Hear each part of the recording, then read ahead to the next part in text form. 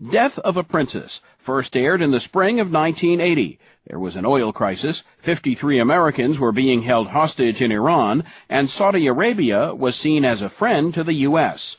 The docudrama tells the true story of a young Saudi princess rebelling against an arranged marriage.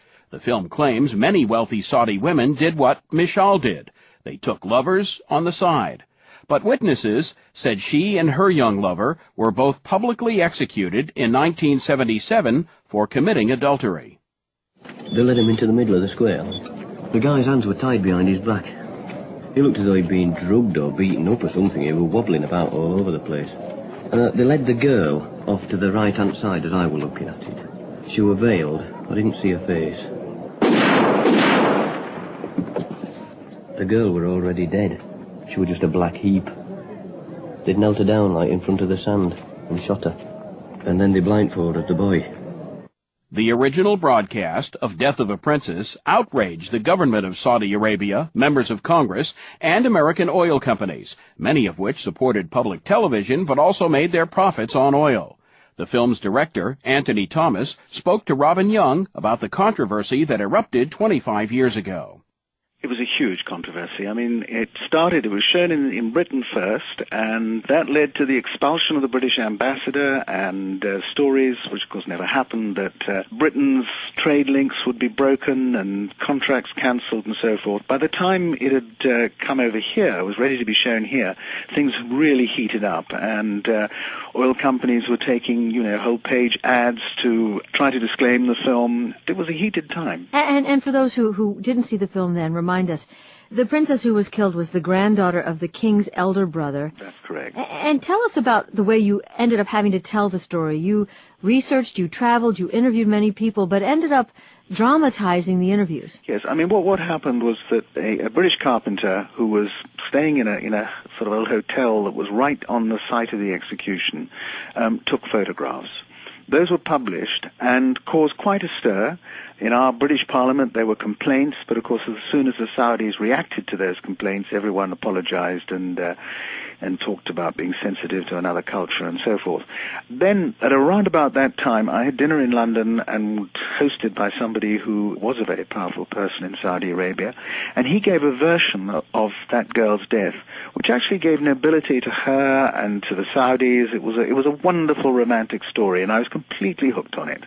But something else quite fascinating was happening, that I found that this young princess was already a legendary figure in the Arab world, and everyone I spoke to sort of identified with her. If they were Palestinians, they saw her as a Palestinian freedom fighter, fighting for her dignity. She'd become a mythological figure. And I thought back on this, and I thought, wow, the way to tell the story is this journey through Arab lives, learning about the princess, being deflected, going off your track, and finally discovering the truth. But it was the journey itself that was so fascinating. And let's hear some of it. Again, this is a dramatization of an interview that you did. You took the transcripts from the interviews. And let's be reminded, too, that this is one of the first times many Americans were introduced to topics such as radical Islam or Shia law. Let's listen to what one of your interview subjects told you. To survive as an Arab, one has to become a schizophrenic. One has to learn to live in two worlds at once. It's difficult. For some, it is impossible. Like your princess. What a story. As you say, all the pressures. First the West, then the radicals in Beirut.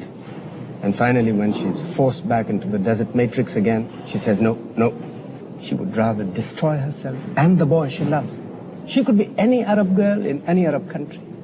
Anthony, I'm thinking and listening to that again, Americans were shocked by this film, and then you fast forward almost quarter of a century, and it feels as if we all suffered temporary amnesia, because Americans seemed shocked again when they heard about these issues post 9/11 in Afghanistan, in Iraq.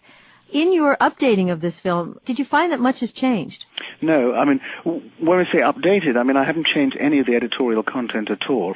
But I think the depressing thing about it is that all those issues that were there 25 years ago are still there. And it is depressing for the Arab people themselves that things stand still, that nothing is resolved, that all the old problems and troubles carry on and on and on. Especially those people who told you that they saw this princess as either, as you said, a freedom fighter or an early feminist in Saudi Arabia. We just saw a recent election in the country and women were not allowed to run. Correct. But then there's another twist. Because we find out that perhaps what some thought was the official version of her death was not. Let's listen to Frontline's executive producer David Fanning commenting on that. The difference between the official version, which was the girl was killed because she was found guilty of adultery, and the truth of it, which turns out that she was in fact murdered by the king's elder brother in an act of tribal vengeance in a parking lot in Jeddah, was in fact the heart of the controversy, because that was the part that, of course, the royal family could not countenance, and that was the great outrage. Anthony Thomas, why was she killed?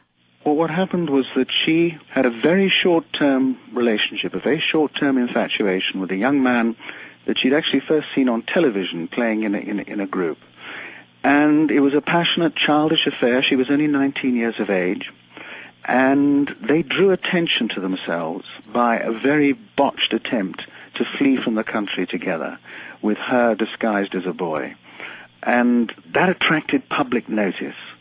And in this patriarchal society, the idea of the old man, the old king's brother, that he felt that his dignity had been besmirched by her.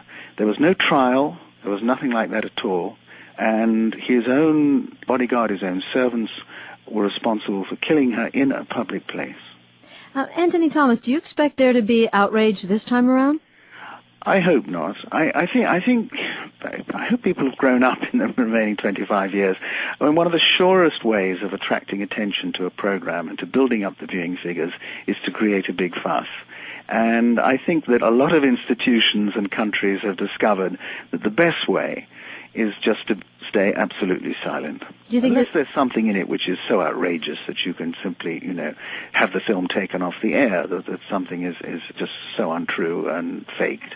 But in most circumstances, it's better, I think, just to keep quiet. Do you think that's also true that the Saudi Arabian government, the royal family, kind of has accepted the fact that the cat's out of the bag? Yeah, I mean, I think it would be very counterproductive now to sort of start another attempt to sort of get the whole thing going again. I may be wrong, but I certainly do nothing to provoke them. But this is, I think the policy is probably just to let sleeping dogs lie.